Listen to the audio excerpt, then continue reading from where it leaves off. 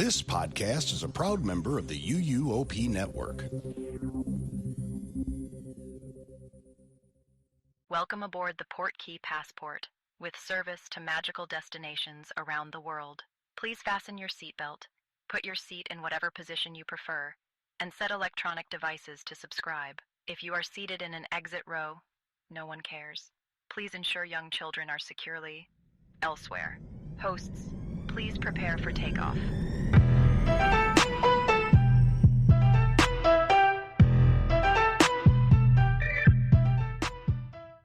Welcome to the Port Key Passport, part 3 of our trip to the Deluxe resorts.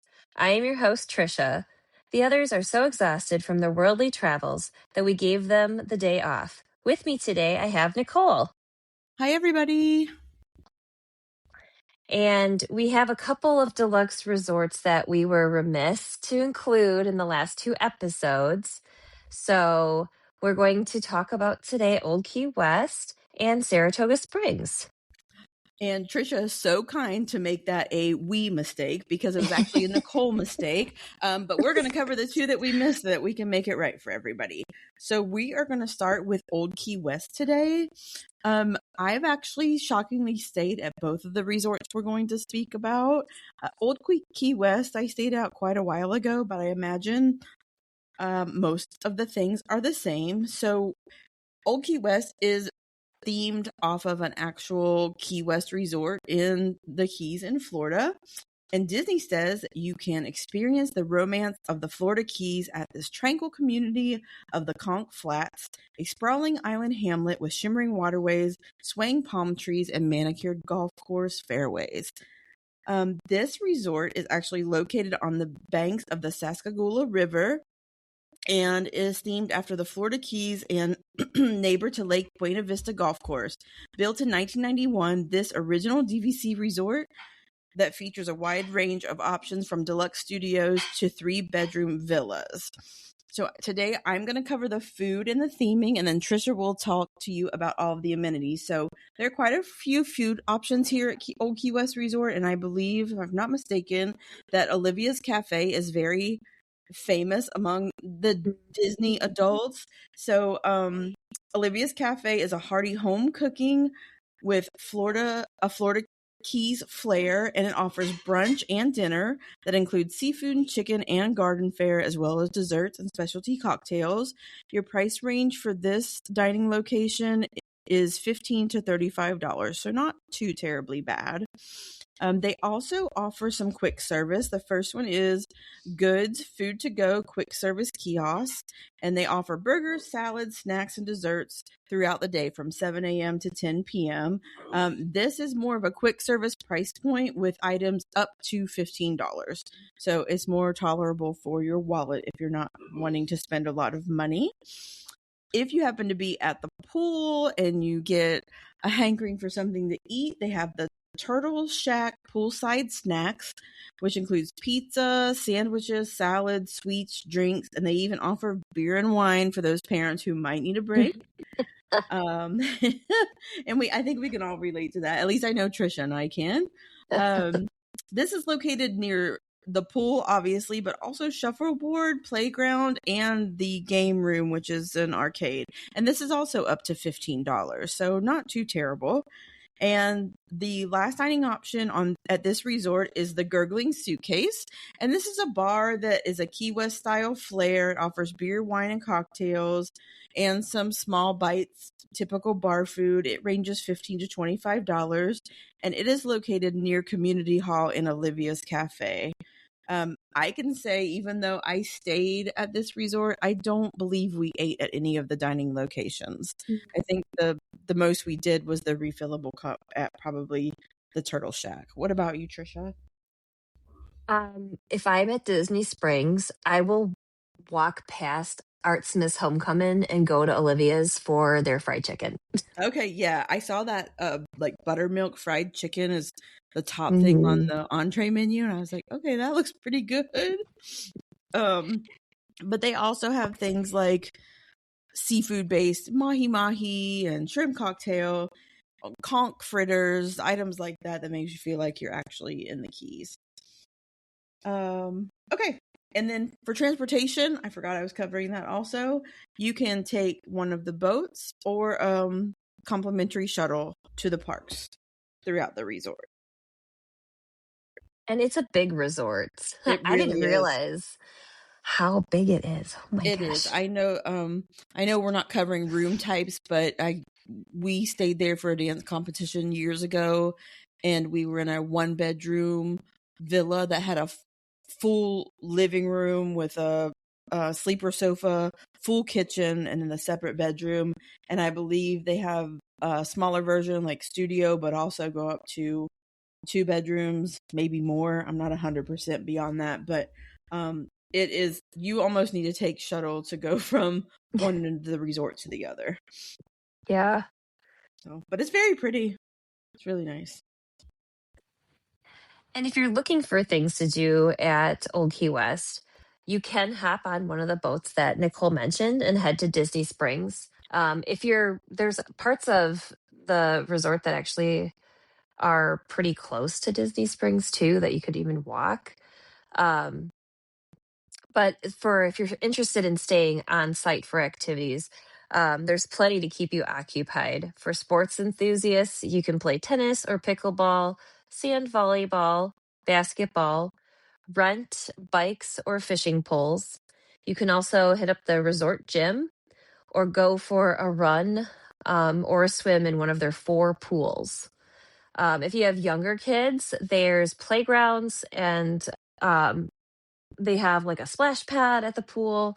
So there's multiple options there. And if you're looking for something a little more relaxing, Old Key West offers the Electric Eel game room that Nicole had mentioned. It's near the Turtle Snack Bar. They also have like a campfire where they roast marshmallows in the evenings. Like most of the resorts, they have movies under the stars. And then the community hall has games and crafts and activities. Most of these are a nominal fee. I was looking, and depending on how elaborate they are, and they range from like $5 up to like $20, That's not roughly. bad. Yeah, That's not bad in Disney dollars. yeah. Some of the more unique offerings they have right now include Ahoy Matey Mondays. It's a pirate themed like crafts and activities at the community center. They also have something called the Sunset Celebration. It's on Fridays at sunset, so appropriately named. And it's inspired by the nightly multicultural festival of watching the sun sink into the Gulf at Mallory Square in Key West, Florida. Oh, that's just Um, so I, cool. I want to do that. Like, Yeah. I want to know what this is, and then I want to go to Mallory Square and see it for real. I feel like with um, Disney, you almost need to stay at the resort just for a resort trip to take advantage of everything they offer, and then do yeah, something not like a separate trip for the parks. Because you book these rooms and then you spend all day at the parks, and I feel like people like us for short trips don't really have time to enjoy the amenities that you're paying for. They really yeah, do offer a lot. yeah, and especially like I think if not most of the deluxe resorts are also DVC.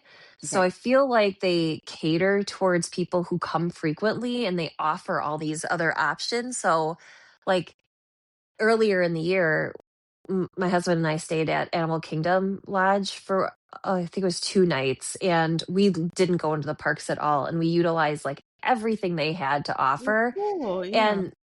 And I still felt like I was in Disney, and I honestly didn't miss being in the parks during that time because there's so many things like, like we're talking about tonight that these resorts offer. So, yeah, I would say if you're looking for a budget-friendly option and you want the Disney flair, this is a good way to go. You're also really close to the springs too, so you can kind of stay in the bubble that way. Yeah, and that's a boat trip, right? You can take the boat if Yeah. that's your choice, that which is really nice, just to hop on there and boat over for dinner. One thing I do remember about staying there is you didn't have to schlep to like one station for the shuttle. They had them throughout the resort because the Yeah. resort is so big. So that was really nice. Because I know it's not that way in some of the other categories. So you feel like you're Yeah. walking miles if you're like Pop or the All Star, but I think you get what you pay for True. when it comes to that. But yeah, we loved our unit there. Like I said, we didn't spend a lot of time at the resort. I think the kids took advantage of the pool late at night because we were in dance competition all day. But from what I remember, it was a really nice day. Highly recommend. All right. So should we head on over to Saratoga Springs? Let's do it. Okay, so and I've actually stayed here too, and I had the unique pleasure of staying in one of the treehouse villas, which is like literally it's up off the ground among the trees at this resort, and it's octagon or hexagon shaped, and it's all like cabin feeling inside with wood accents, and just a really really beautiful option if you have up to 9 guests, because it's pretty big. It's a pretty big room. I mean, they're freestanding, so I can't even really say that it's a room. It's almost like you're in a little treehouse. So this is inspired by historic Saratoga Springs, which is a late 1800s New York retreat, and it's famous for its spas and horse racing. So the lobby, when you walk in, it has framed portraits of all the famous Disney horses. It's very, very well themed. It's super cute. They have Victorian style decor throughout. It's nestled between the rolling golf course greens and the shimmering Lake Buena Vista. And this resort is also gigantic. So for food, they have quite a few options. The first is the Turf Club Bar and Grill, which is classic American cuisine. I think it's similar to a steakhouse. It's based on a racetrack style clubhouse. It's got views of the lake and the golf course. It has a bar connected to it, the Turf Club Lounge. But even though it is the bar and grill, it's a sit down dining option. It's dinner only, and it runs $15 to $35, so that's not too terrible. Have you eaten there before? No. Okay. I haven't either. We did. I think when we stayed, we just got some snacks from the grab and go, and everything was really good. But we spent so much time in the parks that once again we didn't take advantage of the amenities. And the next is the Artist's Palette. This is a quick service dining location. They offer breakfast, lunch, and dinner. So sandwiches, salads, grab and go options, Mickey waffles. It's $15 and under. The Paddock Grill is actually out by one of the pools. This resort has multiple pools, and Trisha will get into that. But the Paddock Grill is one option that's outside near the pools. It's a quick service offering, breakfast, lunch, and dinner as well. American favorites like Mickey waffles, breakfast sandwiches, burgers, salads, lunch type sandwiches. They have obviously non-alcoholic beverages, but also specialty cocktails, and it runs $15 to $35. There is On the Rocks, which is a poolside bar at the High Rock Springs pool. You have the Backstretch Pool Bar, which has snacks and refreshments, including alcoholic options. And lastly, you have Chippendale's Cafe, which is located on the Lake Buena Vista golf course. It's quick service offerings, including snacks, sandwiches, and drinks. And it's also $15 and under. So the price points aren't too bad, even though this is considered a deluxe hotel option. And then for transportation, it is also boat and shuttle. So I stayed here, but I was in one of the main buildings. So we had a 1 bedroom, and I almost like wanted to walk away buying DVC. It was I so know. nice. It's really Um, nice. yeah. The one thing that was kind of weird, so it was 1 bedroom, and then they had like the double size bed, like pull out in the main space. They had I felt like the bathroom was like half of the space, and it was like 2 separate bathrooms. It was really kind of odd shaped, but we I stayed there with my daughter and then my mother-in-law and her friends. So they took the king bedroom or the king bed in the bedroom, and then my daughter and I slept in the shared space. Mm-hmm. But it was nice to have, like, with 4 ladies, to have 2 bathrooms. Yes. So that was like a key for us. And then we were only there like 2 nights because we actually checked in on July 4th, and it was before we went on a cruise. And I will say they do a really nice job, at least with that holiday. They had like people taking pictures. They were handing out like red, white, and blue beads, and they had like signs that you could hold up. So it's kind of fun. Like Oh, that's really they're nice. like Yeah. celebrating in the lobby area. So I really enjoyed my stay there too, and I had a little bit different experience than you, but I've always wanted to stay in one of the tree houses because it just sounds We so cool. Yeah, we got super. I have a friend who is an older sister of twins who I was so close with in middle school, and they're DVC, and they moved out of Florida, and they weren't using their point, so she actually gifted us that stay, which was so nice. And the treehouse is nice, but it says it sleeps up to 9. I think that would be a little cramped. So there's a king bedroom with its own bath, and then obviously the living and kitchen space in the middle, and then if you curve around the other side, there's one bedroom with a full size, and I think a bedroom with a set of bunks, and then they have their own bathroom. So I mean, it's decent size, Yeah. and it's not too far up. I mean, you have to walk up a few steps, maybe a dozen, but it's not. You don't have to climb like multiple flights of steps to get way up high. So, but that trip we only did, I don't know if we did the parks one day or if at all, but the different pools came in very handy because even though it's Mm, you're swimming, they had different slides and different theming no matter which one you were at, so I thought that was really neat. yeah. So that's kind of a teaser then for the activities. They have the paddock pool, which is just one of the feature pools. And I feel like a lot of resorts only have one feature pool, but this one has essentially two. Mm-hmm. Um, and that particular pool has a 146-foot slide. While the High Rock Spring pool is where you can find Donald Duck's Kitty Splash Pad. And then they have 3 additional quiet pools throughout the property, so it's a good place when it's hot to Yeah. land. Yeah. Um, if you're there with kids, they can burn energy on one of the many playgrounds, or they can head over to the Wynn Place or Show Arcade. Um, like Old Key West, Saratoga also offers some sporty activities. They have a jogging trail. They offer tennis, golf, basketball. You can rent fishing poles or bikes again, and they have a resort gym. And they also have the campfire and movies under the stars. Um, the Old Key West Community Hall is very similar, again, with activities at a cost, still similar, like that $5 to $20 range. Um, Something's a little more unique to this particular resort. They have nighttime bingo and or trivia on select days, or you can book a couple of.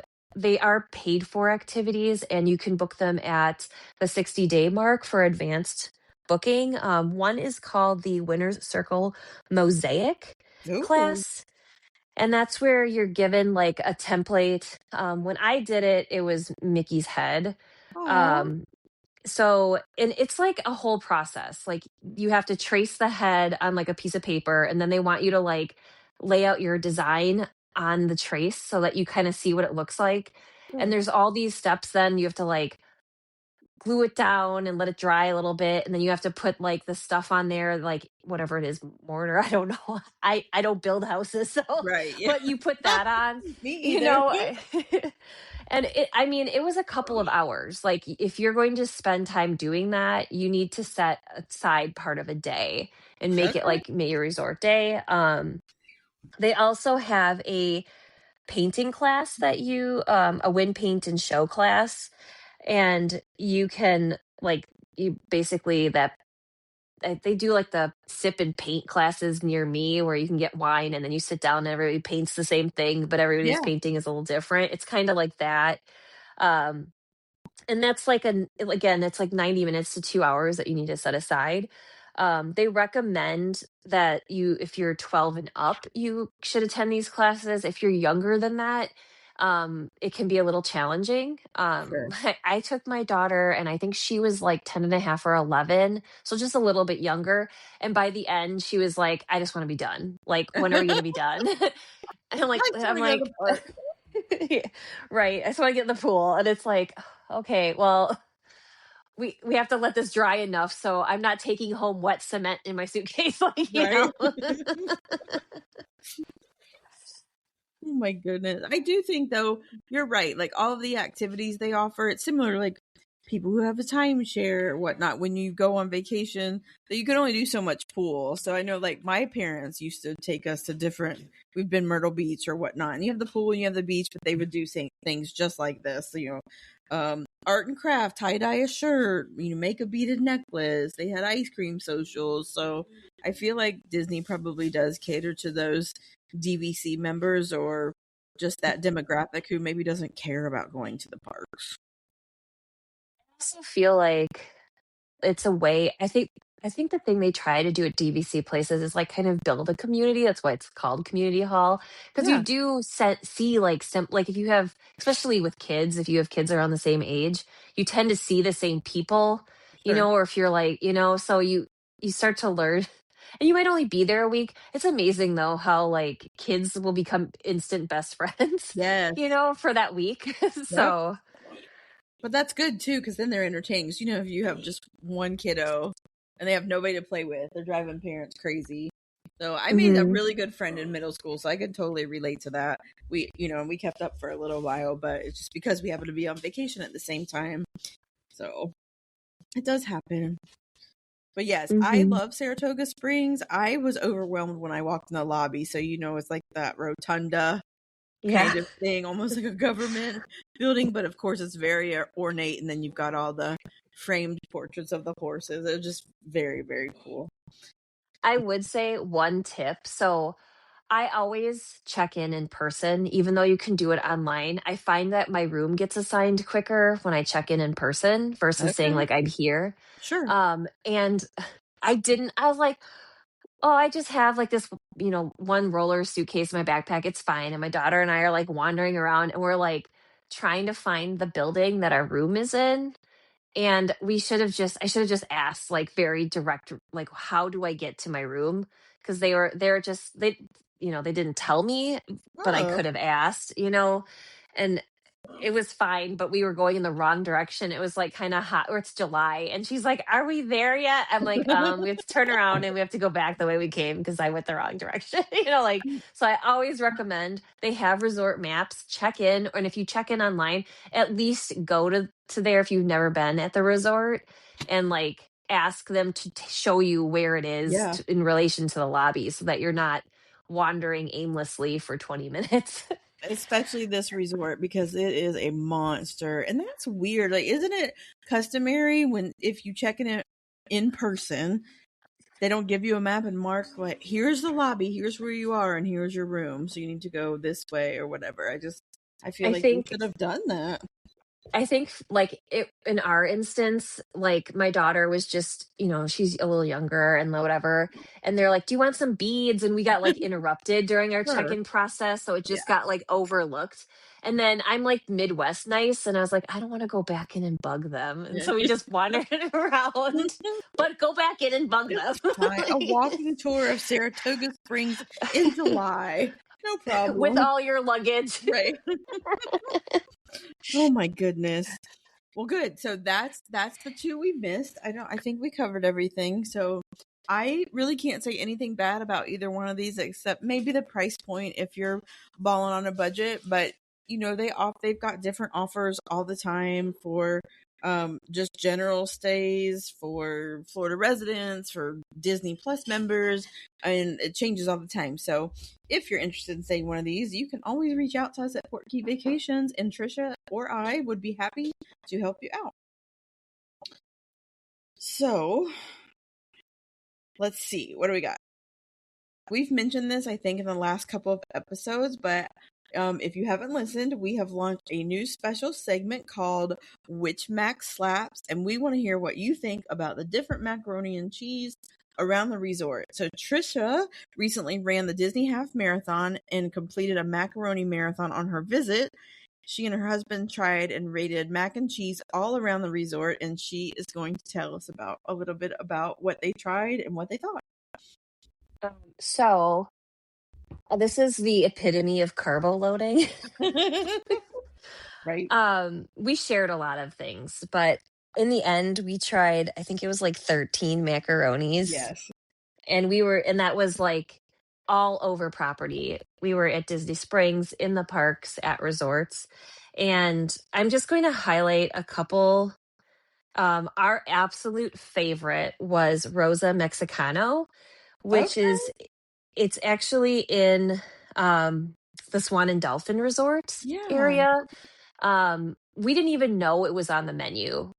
We actually had not had any intention of going to this restaurant at all. We had plans elsewhere, but this was the day that I ran the half marathon, and I'm like, I don't want to walk in a park anymore. So we had stayed on the Skyliner. So we just took the Skyliner over because it's a sit down restaurant. And I think because it's not technically like Disney branded property, it Sure. is a Marriott. I don't think it gets as much attention necessarily. So there was plenty of available dining that you could make last minute reservations for.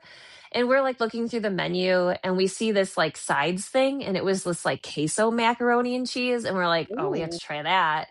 And it was so good, like creamy, cheesy, like just fabulous. And the whole meal was great. Like at the end, we actually asked to speak to a manager because we had like the best server and it was like a nice setting and the food was amazing. So I highly recommend that you check out Rosa Mexicano and not just for the macaroni. So that one definitely slaps. um, So cool. Who would think that, that style of restaurant would have good macaroni and cheese? But we're always surprised at Disney. another one that I was surprised about. There was a pulled pork macaroni and cheese in Animal Kingdom at the Eight Spoon Cafe, and it had Okay. like a coleslaw, like a little bit of coleslaw on top and stuff. It was really good too, and it was like a huge portion at one of their kiosks. So that one was a surprise. Honestly, the worst macaroni that should have been slapped was at Dockside Diner in Hollywood Studios. And this Oh, is that boat that's like right on the little like pond where Gertie the dinosaur is, like when yeah. you first kind of come into the park. It's not open like regularly. It has very limited hours. It closes like I think it was like closed by 6. The park was open until 9, but they had a hot dog macaroni and cheese. So it was like a hot dog with macaroni on top, and it was disgusting. Yeah, I Like, don't know if I would like that. I don't really like hot dogs, but I tried it for science, and Right? Yeah. the bun was both soggy and stale. So No. soggy from the macaroni, and then stale because it was old. The hot dog was fine. They actually used a pretty decent hot dog, but the macaroni itself was just like the bread of the bun had like absorbed all of the macaroni moisture, that it was like that macaroni that's like on a buffet line that's been sitting out so long that it started to like get kind of gummy and Yep. pasty. Like it was like that. It was Ooh, so bad. that's horrible. Like, how do so you mess I up macaroni? I don't understand that. I I would not recommend that. So just bypass that option. Okay. Um but if you're interested, we posted all of our reviews on the socials, so you can go back and take a listen to those. And then I did post like a picture of all the macaronis and Yeah. a score in parentheses out of 9. So the higher the number, the better the quality we thought the macaroni was. So if you're looking for something to do, there are plenty of macaroni options at Disney World. Awesome. And I would like to give a special shout out to Mr. Trisha for going along with this crazy idea and eating nothing but macaroni his entire trip. So, I don't think he had any complaints except the hot yeah. dog macaroni. Right. Yes, it was a lot of fun, and the videos are great. So if you follow us on Instagram or Facebook, you can go and look at each of those reviews from her trip. So I think I can speak for the host when I say that this is a marathon we can all get behind. And so this segment, like we mentioned, involves you. We want to know which Disney Mac slaps. So head to the parks or the hotels and try some mac and cheese from any location. Record yourself rating it on a scale of 1 to 5, where 1 is it's crap and 5 is it slaps. For the best effect, record while you're in the parks, hotels, Disney Springs, or downtown Disney. Submit your rating to us at passport@portkeyvacations.com, and we will share your rating on a future episode. Do you want to do the closing? Sure. Okay. Hit it. Well, I think that about does it for this episode and for the Deluxe Resorts. Until next time, be sure to follow us on TikTok, Facebook, and Instagram at Portkey Passport, where you can join us in the parks in real time and maybe even participate in some fun polls, contests, and more. And for assistance in planning your next adventure, be sure to let the experts at Portkey Vacations handle the hassle. Just visit portkeyvacations.com and fill out a quote request. And don't forget to request your favorite member of the Portkey crew to be your personal advisor. We hope you enjoy the show. You earned your Disney Deluxe Level 3 resort stamp. Cool. Yay. I'm going to stop. Be sure to follow us on Facebook, Instagram, X, YouTube, and TikTok. Just search the Portkey Passport. Drop us a line at passport@portkeyvacations.com. Listen and subscribe on Apple Podcasts, Spotify, Google Podcasts, and everywhere else podcasts are found. Plan your next adventure by contacting your favorite Portkey Passport member at portkeyvacations.com. And don't forget to check out our sister podcast on the UUOP network, the unofficial Universal Orlando podcast, Rush of Fear Halloween Horror Nights podcast, Taste of Universal Orlando Food podcast, and Theme Park Duo for West Coast news and updates. Your passport, please.